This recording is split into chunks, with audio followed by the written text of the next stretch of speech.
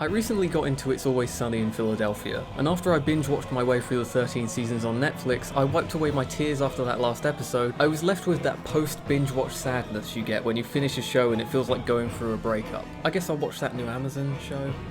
The Boys is an Amazon original that follows the story of two men, Simon Pegg and Carl Urban, as they compete to see who can do the shittiest accent. In all seriousness, the show primarily follows this guy, Hugh E, as he attempts to get revenge on the rip-off version of The Flash that minced his girlfriend right in front of him.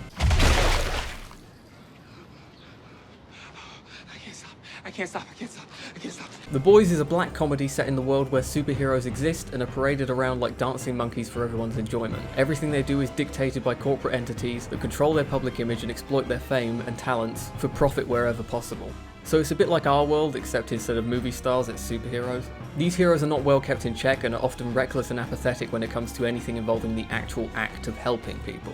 The show is based on a comic book series by Garth Ennis, which I haven't read, so please don't shout at me about it. Huey is a pretty normal, average guy who, after the tragic detonation of his girlfriend, meets a man called Billy Butcher, who offers him an opportunity to get revenge on the guy who did it, and to maybe shove some C4 up some other guy's ass, but that one's just a bonus, I guess. It takes a few episodes to meet the rest of the titular boys, but a quick rundown. Leon the Professional, Mother's Milk, and The Ring. The characters in this show are handled pretty nicely and are portrayed in as realistic as a way as you'd expect in a universe that is established here. Every character, for the most part, is a person with positives and negatives. Every character is a product of their surroundings and their established backstory. I have a good example of why this is a good thing.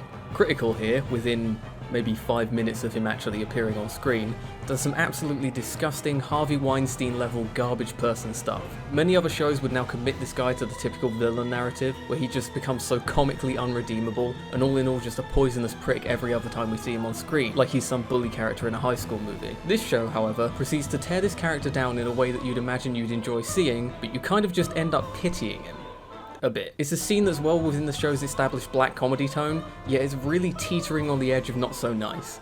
Not that he's a good guy or anything, but everyone is a Cronenberg amalgamation of all parts of the classic alignment chart when you think about it. Speaking of characters, we are soon introduced to Starlight, who is the newest addition to the Seven, which is this universe's sort of Avengers. Well, they're more like the Justice League, but they sell movie tickets, so I'll just call them the Avengers. Starlight is a hopeful girl who just wants to beat up some rapists and save some kittens, but she soon becomes discouraged after learning that the Seven are just a bunch of self-centered pricks in tights, like a shitty metalcore band.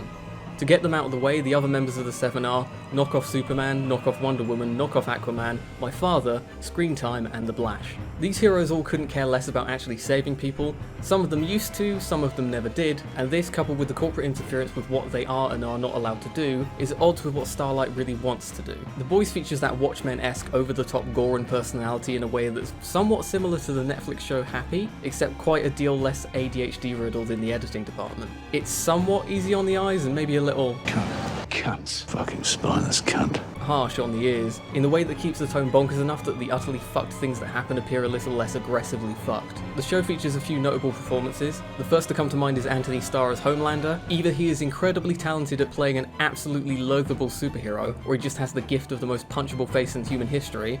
I feel like it may be both. Either way, he plays the role of primary antagonist in a way that earns him the badge of antagonist in the show where near enough every character could wear the badge. As for the rest of the cast, Jack Quaid and Erin Moriarty both play fine central characters, and they convey at least some passing chemistry with each other. Carl Urban is, I thought that was you. beyond the accent, very enjoyable to watch, but I'm not sure if that's more in a Nick Cage sort of way or not. And everyone else is just like... As the show goes on, it turns into an amalgamation of hijinks where Huey's weekend at Bernie's hiding of his revenge plot around Starlight, and the darker, more serious moments that make you feel sicker than a lactose-intolerant person at a cow orgy.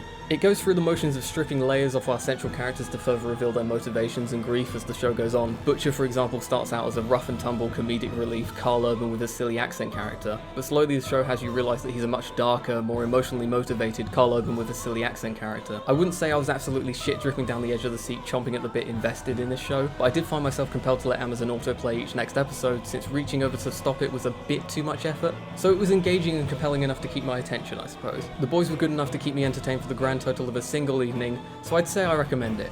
Not wholeheartedly, but like 79% heartedly, which is about 30% more than My Son Loves Me, so that's pretty good, I guess. It's a very fun, uncomfortable at times, reasonably well put together show that I'm looking forward to seeing another season of. I give it a shout out to all the pair out of 10.